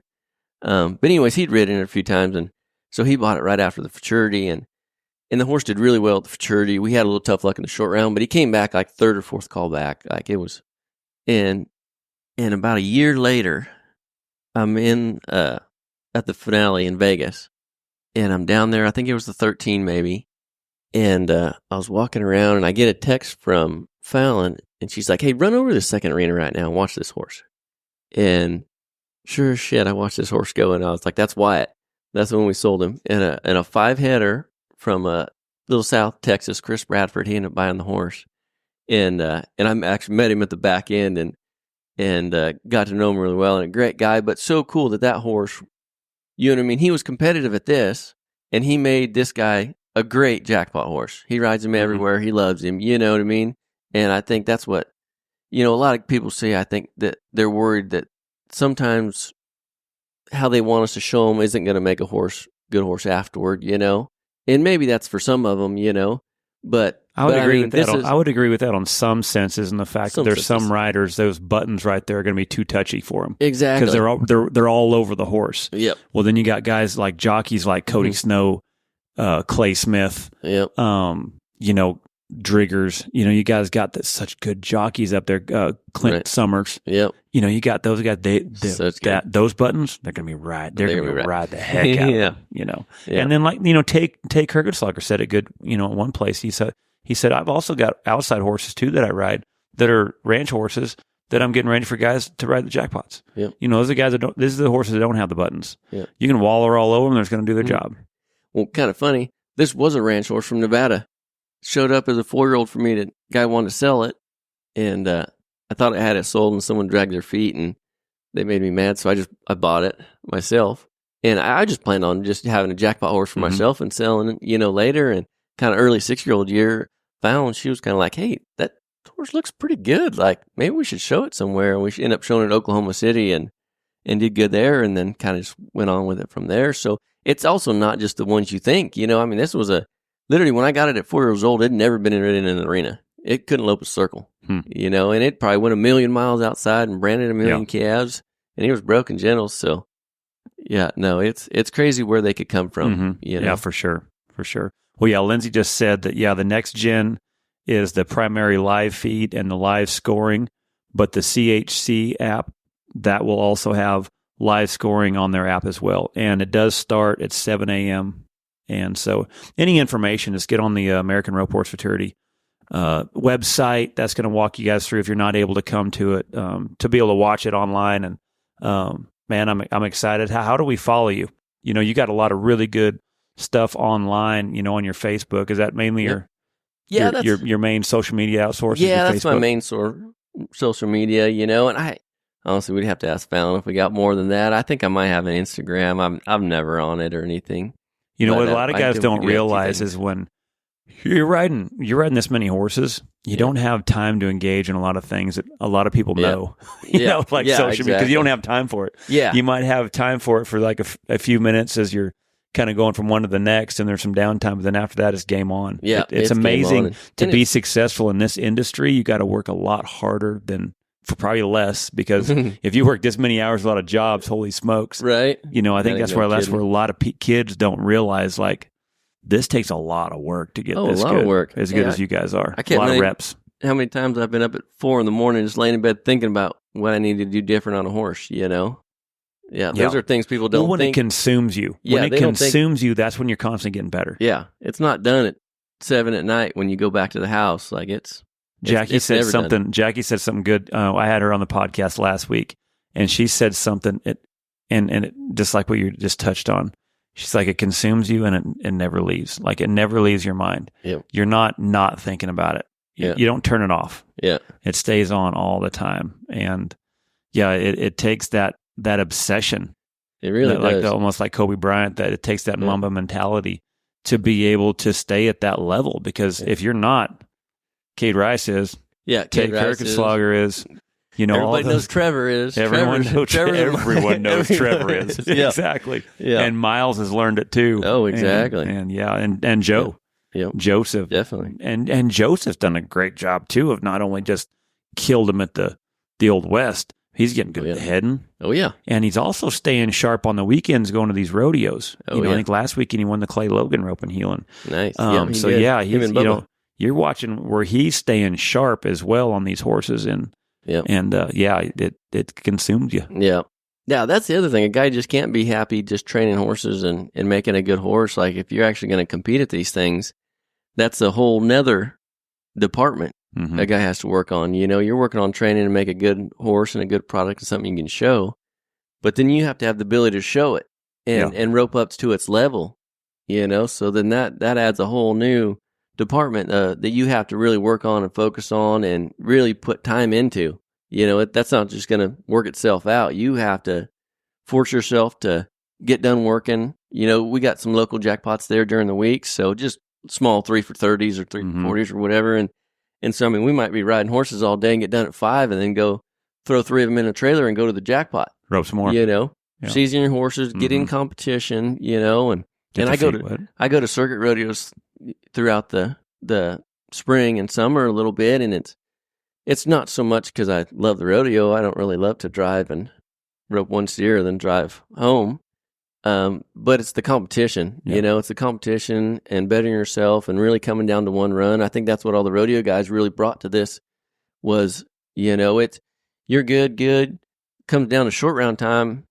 It's like a one-header out there. You need to step up to the plate and make the best run you can on whatever you draw. And it's a whole different mental game, than horse showing or AQHA showing. It's a whole different thing. So really being all in on that, I think that's maybe one of the most important things too, is it's not over when you're done riding in the arena at home. Like, you got to take it further. You brought up a good point too, is like when you talk about what the rodeo guys bring in. Oh, that's where it's so good, because you can see where the rodeo guys are getting better with their horsemanship, but you can see you're starting to see the horsemen are starting to step up the roping. So it's been a great balance to watch it. It's been fun. Yeah, it's been a lot of fun. Right, man. Like I said, thank you so much for coming. I know you guys are busy. Thanks for having me. Thanks for working your way over here, and good luck at the fraternity next week, man. I'll be rooting for you. Thank you. I appreciate it. All right, buddy. Do good. Sir.